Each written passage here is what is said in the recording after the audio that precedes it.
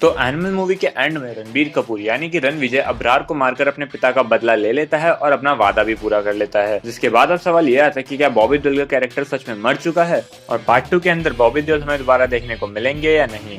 वैसे तो बॉबी देओल का कैरेक्टर सच में मर गया है, लेकिन फिर भी पार्ट 2 के अंदर मेकर्स अबरार के पास्ट को एक्सप्लोर कर सकते हैं। इससे हमें इस कैरेक्टर के बारे में और भी बहुत कुछ जानने को मिलेगा। साथ ही साथ मैं अबरार और अजीज यानी कि डुप्लीकेट रणबीर कपूर दोनों भाइयों के बीच की केमिस्ट्री को भी देखना चाहूंगा।